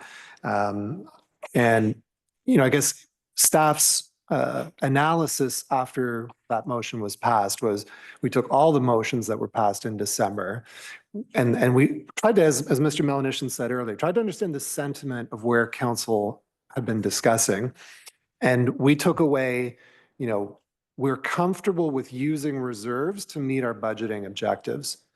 And there seemed to be comfort specifically around property tax stabilization because we had a motion to that effect, but there was lots of discussion around the use of ARS as well. So when we took it away, it was kind of like a, well, what's the best piggy bank to use? And we have an indication that council is willing to use both piggy banks. And using those piggy banks have different consequences. So what we've tried to do is the reason for maintaining the 5% is we're saying that better protects us in future years if there are surprises or emergencies we need to pay for. It's better to trade off ARS, where most of that money is earmarked for capital projects. And we maybe have a bit more flexibility there, or we have a bit more time to figure out how to fund those capital projects. So to us, it wasn't a sort of ideological decision. It was more a practical one to say, you know, we can use both of these piggy banks, stick with our stabilization reserve policy, and not go too deep into ARS either while meeting the 5.5 objective that council set. So that was kind of the rationale for it. And if I could, while I have the mic, in the motion as it's currently on the screen, I note, you know, we've deleted the words related to service level reduction, you know, so it just speaks to the 4% now. I will say, going from 5.5 to 4.0, off the top of my head, will be difficult to achieve just by going deeper into reserves. We're probably into service level reduction territory, but we'd have to take that away and do some analysis to confirm. Thank you, Cedar Show. Mayor Dolan. Thank you. So we have those two options, right? We have to, are we comfortable robbing the piggy bank more? Or are we comfortable lowering the level of services? Those are our two options. And they're hard decisions, and they're decisions we can make, but they're difficult decisions. But I think we owe staff more direction than just saying get to 4%. Like, which of those two options is more feasible to us or more palatable to us? The service level reductions or the rating the piggy bank? Because there is no other pot of money. Like, if there's a grant out there, we apply for it. If there's anything out there, we are all over it trying to get that funding. I wish there was a magic pot of money that we could find. There isn't, at least not that I've been aware of. So I don't know. I'll guess that I'll ask the question then to staff. Are you looking to know what council's more palatable, like which direction they want to go in? Or are you happy with the motion just saying, try to get us to 4%? Show. Thank you. And to your question, Mayor Dolan, I mean, fundamentally, it is up to council what direction you want to give us. It can be general, it can be specific. You know, if council does want to set a goal of hitting 4%, you know, and you have ideas on how to get there, that would be very helpful to hear. Because otherwise we'll just, you know, come up with our own ideas and present you with options that you may like or you may not like. So if you do see soft spots in the actual spending side of the budget, that you think we should, you know, it's back to the comment Mayor Nolan made around, you know, if you see expenditures that you don't think are really necessary, that would be very helpful guidance to allow us to hit a 4.0% increase. If you aren't in a position to make that decision tonight, you know, we'll work with whatever direction you give us, but it'll make it more difficult if the direction is general. Well, thank you, Cedar Show. Councillor Ices.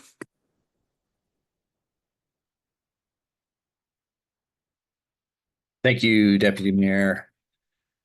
Yes, I agree with Councillor Waters and some of the discussion about, you know, what are we really trying to do here by lowering the tax rate? Yes, going lower, everybody would like to see that, but without doing anything on the service side,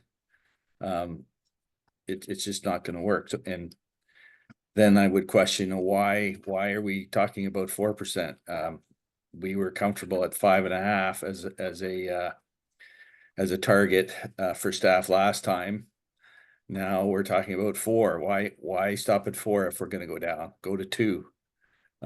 If you really want to do this exercise, just it has to be council that picks the services that we feel we don't need and that we think residents can do without to lower this rate. And we spent quite a bit of time those 2 days going over that, and I didn't hear too many options to do that. So I can't support what we're trying to do here. I know lower is better. Everybody would love to see it lower, but I just can't see us taking our reserves any further than what we've already done. Thank you, Councillor Ices. I want to make one last comment. I think it's time we call the vote on the referral. I've stated this. I don't mean to sound like a broken record. I really don't. But the mayor, myself, Councillor Waters, Councillor Ices, we lived through the reduction in services. And ultimately what came out of it was everyone losing faith in the town's ability to maintain. Again, it was not just one simple issue that everyone brought to the table that they had issues with. It was the safety over the roads and the plows. It was the amount of the garbage and visitors to the town. How does it affect, you know, the people that come and visit and bring in and pay into the economy? Then it came down to even the flower beds. Like, we had people volunteer to maintain the flower beds. There was a movement because we weren't able to maintain it at that point. It has a ripple effect. And we have seen this ripple effect firsthand. So we're everyone has an idea of how good they think it's going to be. There are unforeseen circumstances that will arise from this that will cause a different form of harm to the taxpayer. So as much as I like this idea at 4%, I think 4% is a far too deep in a cut. But we'll call the motion. We'll call the a vote for the motion to refer. And I'm sorry. Yes, Councilor Drudge. Thank you, Deputy Mayor. So to the mayor's comment, I think we should give direction. I agree. I don't think we should do service reductions. I'm still dead set on our reserves. It's an issue I had when I came into council. I think it's an issue in this town. I think we have reserves that are way too far high on what's sitting inside of them. We have investments. We got high yielding investments. We are a town that is doing very well, and we are fortunate enough to have a fair bit of money that we are investing. I don't think in any sort of a way we're depleting it where we're going to end up like the article that the mayor was so kind of us to show us. That was decades of them depleting their reserves to get where they were 20, 30 years. We are sitting in a situation where we're looking to deplete reserves, not deplete them to zero. We're still depleting it to $2 million, and our ARS reserve is sitting around 36 million. I think we have one JIB that sits at a couple $100 million. We have a high yielding interest account that sits at 400 million. Like we have investments. We are not in a situation where we're about to go tits up, for lack of better words. I don't understand why in the world we're living in today, with what our residents are dealing with, why we are not looking at lowering our reserves to accommodate the resident so our tax levy is not that high. So my direction is not staff cuts or service cuts. My direction is further deplete our reserves, be it ARS or tax stabilization reserve, to lower the tax levy to 4%. I don't know if the mover would like to support that.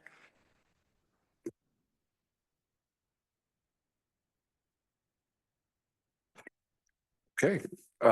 Yes, one last time, Councilor Waters, and then I'm we just have going to to be as call. adamant as Councillor Dodge.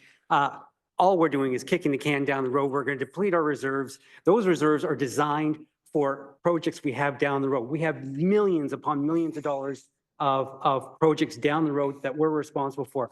Those investments were, which make us we can spend the interest on that revenue, but we can't spend that money because that's designed for capital projects down the road. There are long-term capital projects.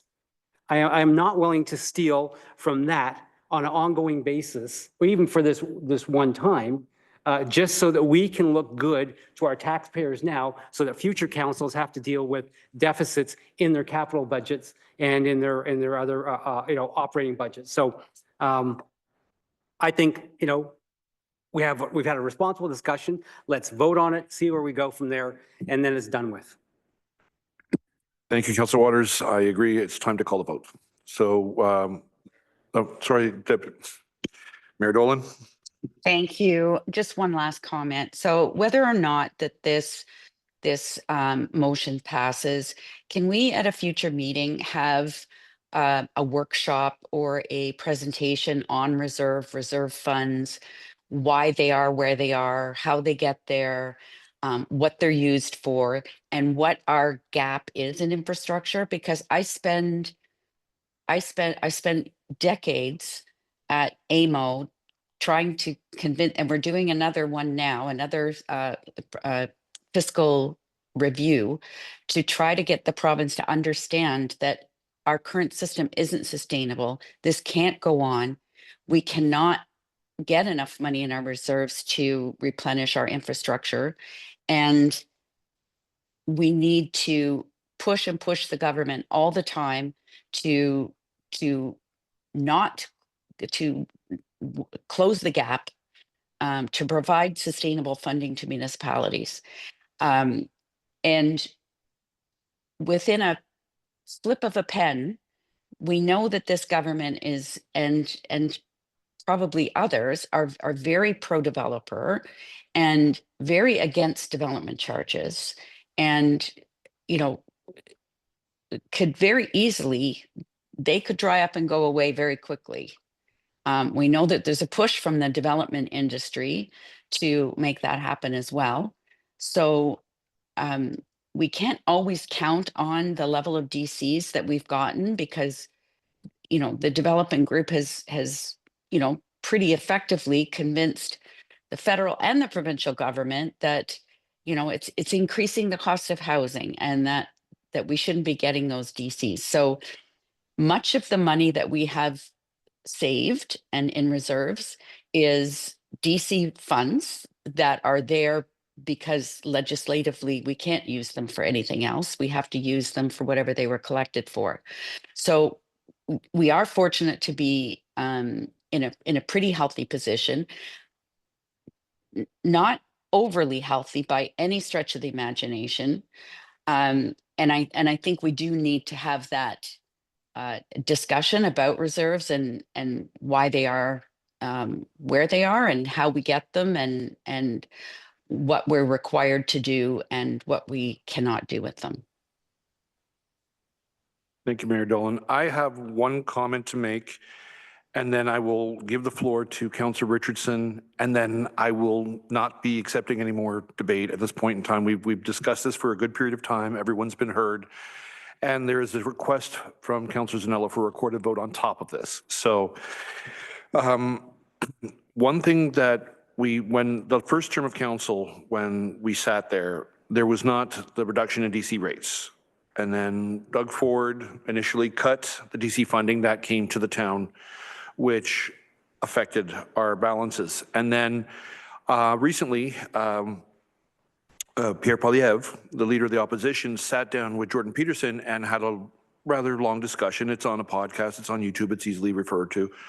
And even he was saying that they're going to be cutting DC funding to small communities or communities if they don't reduce red tape. So if a situation like that occurs, we need to have that to fall back on. If they cut off the water, we need to know we have enough in the well. That's giving me pause. When federal and provincial is already saying, we're turning off the tap for the money that goes into your infrastructure, you know, that puts it on us. And we don't want to put it on anymore on the shoulders of the taxpayers. Like they're struggling enough as it is because of everything that's occurred. We've had after COVID and the cost of expenses, and then the population growth within Innisfil. Then on top of that, the lack of builders.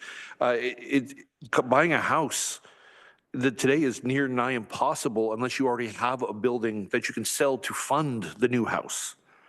So I mean, if they cut off more DC charges, where are we going to get the funding for the new water, the new sewer, the new development? Such being the case, Councillor Ross. So I just don't see the harm in looking to see if there is a possibility to bring it down to the 4. I do appreciate that you were able to get it down to the 5.5 that we had asked. The only thing I would ask is that if you can, so with Councillor George's idea to bring that reserve down to 2 million, can you, like when you give us our report, like, so say that to get it to 4%, this is what it would take. To get it to 4.5%, this is what it would take. To get us to 5%, this is what it would take. Because maybe we might find a happy medium between all of us that some of council would feel more comfortable that maybe it's only like a smaller amount that's being taken out of that reserve as opposed to bring it down to the 2 million. Maybe there's a bit of a happy medium we can all meet together, so to speak, to bring it down the overall, the 5.5 down a little bit, but still keep everybody else happy at the same time. C. Adrisha. I understand the sentiment of Councillor Richardson's comment. I would suggest what you've described as a substantially different motion than what's on the screen, because what's on the screen, we will bring back a 4% budget. Would the mover and the seconder be open to a friendly amendment to include that language?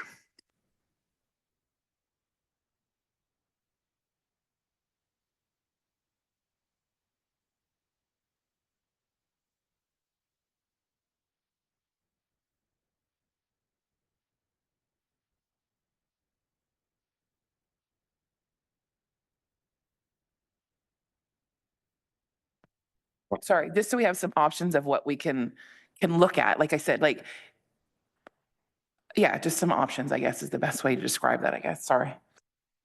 You would have to give them the wording. Councillor Richardson, yes, cool. You put the motion forth if you're looking to alter a friendly amendment. So what would be the wording of what you're looking for? Okay. So the wording, I guess, would be that we have a budget that shows a 4% and a 4.5%. Would that work? If you're going to, Or between? if you're going to do 0.5 stages, Yeah. then you can do 4, 4.55, and Sure. 5.5, because that's Yeah. that gives us a better understanding of where the costs would be cut. And if it reaches the middle ground, if that's what you're looking for, then we need to find the wording that gives staff the greatest flexibility to achieve such goals. Okay, so yes. So if you, 4, 4.5, and even the 5 would be great. If that's okay with the mover and seconder. Yeah, we already have 5.5. So that wouldn't need to be in there. Well, they're doing it just to make sure that Oh. every point is covered. Sorry. Councillor Gisela, Councillor Drudge, is that acceptable? Yeah, I'll accept that. I second it. I would support that. Okay, then we're moving to the vote at this point. We've had a healthy debate. We need to go to a recorded vote as been requested by Councillor Zanella. So I leave this in your capable hands. Clerk Toma.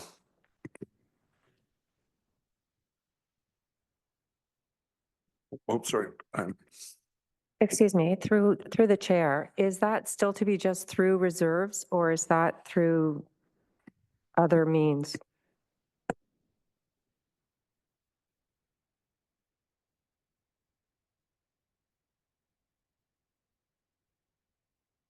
Okay.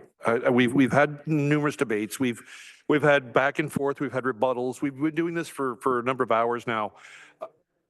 Oh, I understand. If it's there, okay. Okay, so as the motion to refer, okay, yes, as the motion to refer is on the thing. Anybody wishing to speak on the referral and the final comment before the recorded vote? Councillor Ices. Thank you, Deputy Mayor. I find that this change has changed the discussion considerably. I don't know why we would stop at 4 if we're going to do 4.5, 5. Why don't you just keep going down? Go to 3.5, go to 3, go to 2, go to 1, go to 0. We're basically talking about the reserve policy, and that's what Mayor Dolan wanted to bring out in the future. If we can go slower so that we make a proper decision on this, that's where I struggle with this.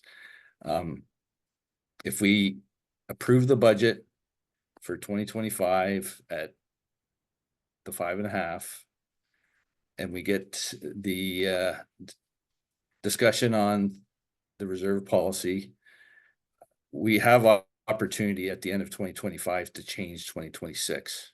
I know council can do what it wants if that's what we want to do. But to just quickly vote on this when we had already, I agree, we've talked about it a while, but this in my mind has to do with reserve policy, not whether it's 4, 4.5, pick a number. So that's a different discussion. So I can't support this either. Thank you, Councillor Ices. Such being the case, we have the amendment, the motion to refer on the table. We're having a recorded vote. Should this fail, then we can address it in an alternative that perhaps Councillor Ices has in mind to move forward. Clerk Toma. Thank you, Deputy Mayor. So the recorded votes are done in a randomized fashion, and when I call your name, if you could say yes or no, that would be greatly appreciated. Councillor Ices. No. Councillor Constantine. No. Councillor Richardson. Yes. Councillor Zanella. Yes. Councillor Droge. Yes. Mayor Dolan. Sorry, no. Councillor Waters, No. Councillor Saunders, No. Deputy Mayor Fowler. No. The motion is defeated. There were 6 votes against and 3 in favor. Thank you. Such being the case, if we have another motion on the floor that someone would like to put forth to address this, if not, we go back to the original motion, is my understanding. Is there anything anybody else wishes to add to this? Okay. Then we're going back to the final and the original C2 staff report for the 5.5. Yeah, CO Gershow. Thank you, Deputy Mayor. And I notice Mayor Dolan has her hand up as well. So I'd just like to confirm, this is maybe a question for Mr. Melanishin. Given the motion regarding the removal of the fire station budget project Fire 58, I want to just confirm that the capital budget numbers in this motion section 3 have been updated. We can do that, or we did do that? Okay. So the section 3 has the original numbers.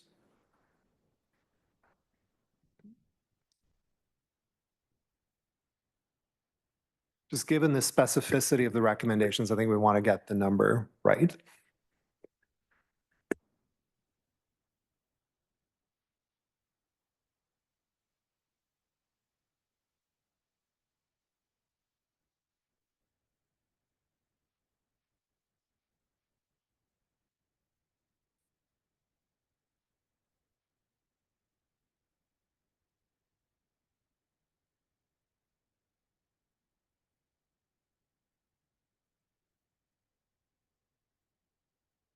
All right, we have the revised motion as amended. As any, we need a mover and a seconder for this. Need a, yes, Deputy. Through the chair, we'll be putting the original mover and seconder on that because the original mover and seconder stays with the motion and then the motion as amended. Thank you. Who were the original movers and seconders?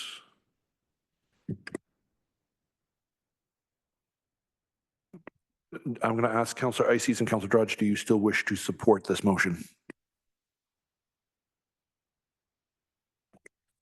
Through you, Deputy Mayor, I support section 3 of it, so I don't support it as a whole, so I'd have to step down as a seconder.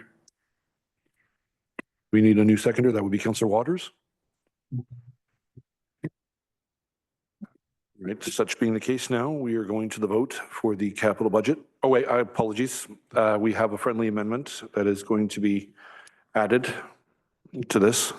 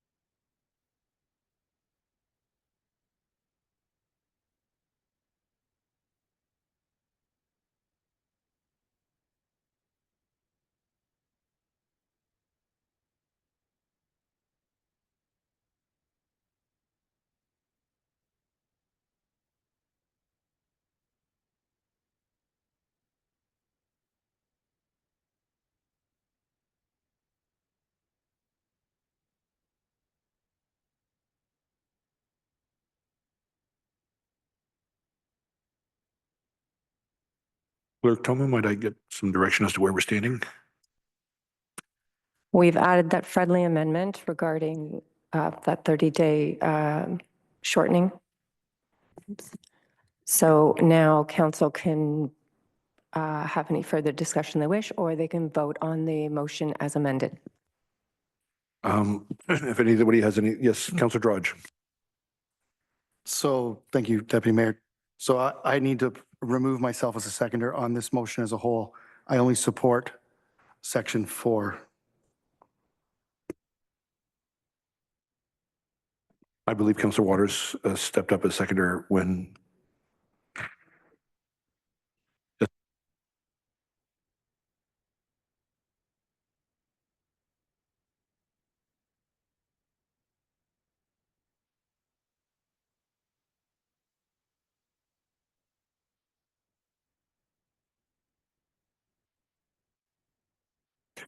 For clarification, Councillor Waters, Councillor Drudge is supporting section 4, but he cannot support the 5.5%, the tax levy. That is where he's removing himself as a seconder because he has an issue with that specifically.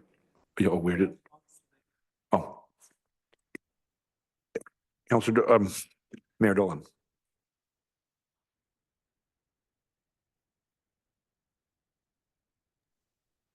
Thank you. I just wanted to put some context around that last bullet. If that hasn't been done already, and I missed it with my audio issues this evening. So under the new strong mayor powers, the one of the only things that was not allowed to be delegated was passing of the budget. So the way we've gotten around that is to still have a budget discussion the way we've always had a budget discussion. And then if we come to a majority vote on a direction to go forward, then I would declare that as the mayor's budget. At that point, there's supposed to be 30 days of time for councils to make amendments, but because that's based on the fact that you would have just seen it for the first time this evening.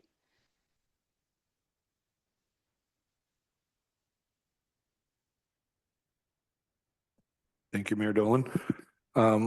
Okay, then what we'll do is we can have the votes on the agenda that's as is presented. So all those. Sorry, the reason I stopped was because my AirPods ran out of battery. So I just wanted to just say, so this gives still the residents up until the 29th of January, if they have comments on the budget and things that they think that should be removed or changed, it still gives them the opportunity up until January the 29th. Thank you, Your Worship. Such being the case now, I'm going to call the vote on item for C2. If so, moving forward, all in favor? 1, 2, 3. 5, Councillor. Or so 1, 2, 3, 4. Mayor Dolan, is it 4 or against? I can't see your card. 4. Okay, so 5, 4. So it passes.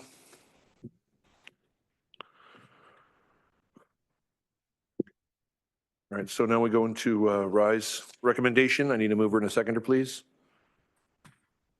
All right, Councillor Constantine and Councillor Richardson. All those in favor? Carried. Yes, Madam Clerk. Thank you, Deputy Mayor. We should have a motion to extend the hour as we are past 10 o'clock. I meant to do that a few moments ago, but was caught up in the moment. So we need a motion to extend the hour. Okay, Councillor Zanella, Councillor Waters, all those in favor? Carried. Thank you. Continuing on, consideration to adopt recommendations from the Committee of the Whole. I need a mover to seconder. Councillor Drudge, Councillor Constantine, all those in favor? Carried. All right, so we have 2 notices of motion, one from Mayor Dolan to be considered on January 29th. It's on the screen for everybody to see. If they have any questions, now will be the time. Regarding the Innisfil Community Foundation, and then I myself will put forth a notice of motion regarding the sport of pickleball. Not as much of a hot topic as the budget, but still very important in the community. There you go. So now we're going to go now to announcements. And I'm going to go to Councillor Ices, Ward 1. Thank you, Deputy Mayor. Some announcements. Winter weekends are kicking off with on February 1st with council pancake breakfast at the YMCA between 9 and 11. January 26th, Spartans are in action again at the YMCA. This week, January 17th, the flag raising for Crime Stoppers is happening. And also on the 17th, which is Friday, there's a grand opening of the Optimus Eye Care Center in the Rizzardo Health Center. That's my announcements. Thank you. Thank you, Councillor Ices. Ward 2. You do not have anything. Okay, Councillor Richardson for Ward 3. Okay, so quickly, just coming up tomorrow is the Transit Master Plan Open House happening at Innisfil Idea Lab and Library from 4:30 to 7:30. Also to note is on the 21st, it is virtual from 12 till 1. On the 25th of January is the Youth Job Fair. It's the first time they're doing that at the Innisfil Idea Lab and Library from 11 till 2. On February the 8th is the Winter Fun Day from 12 to 2 at Innisfil Town Square. I love seeing that the town square is being used so much. Also, next Friday, January the 24th, is the CP Walters Short Story Contest. The winners will be announced. Congratulations to all those winners. And then lastly, just a quick ad for at the Legion on Saturday is Robbie Burns. Tickets are still available till Friday. Thank you. Councillor Waters. Thank you, Deputy Mayor. Just one item, January 26th, there's a chili cook-off at the Innisfil Lions Club, $5 to attend and be a judge, 1 p.m. Thank you. Councillor Zanella. Thank you. On February 8th, the Stroud is having a, what is it? A Love the Legion fundraiser and dinner. And Lakeside Dance Studio will be offering some line dance for free, right? Mm. Yep. Thank you. Councillor Saunders. Also at the library, excuse me, on Thursday, January 23rd from 6 to 7, they're celebrating Black History Month.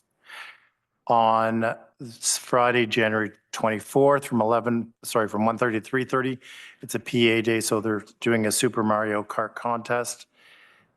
And there's a youth job fair on Saturday, January 25th from 11 to 2. Councillor Drudge. Thank you, Deputy Mayor. On January 28th at 7 p.m. at the Innisfil Legion, 100 men who give a damn are getting together. It's a good cause. We support charities, all local. There's a drop-in family story time in Cookstown branch every Tuesday and Thursday at 10 a.m. And on February 1st, the Guildford Hall is putting off their second annual OG Bash. We have Kyle Walkup and DJ Jesse Fex as the talent for the evening. The doors open at 7 o'clock and it's $50 a couple. And if you're interested, you can contact at guildfordhall@yahoo.ca. Thank you, Councillor Drudge. Yeah, Kyle Walkup is worth seeing live. I've seen him live lots of times. The man's incredible. On the 18th of January in Stroud, we're having a Tamil Heritage Month event starting at 3 p.m. On the 18th as well, the Lefroy Minor Hockey Association is selling Krispy Kreme donuts starting at 1 o'clock at the Morgan Russell Memorial Arena. And on the 23rd, Simcoe County Business Networking at Georgian Downs begins at 5 o'clock. The mayor will be speaking and I will be attending.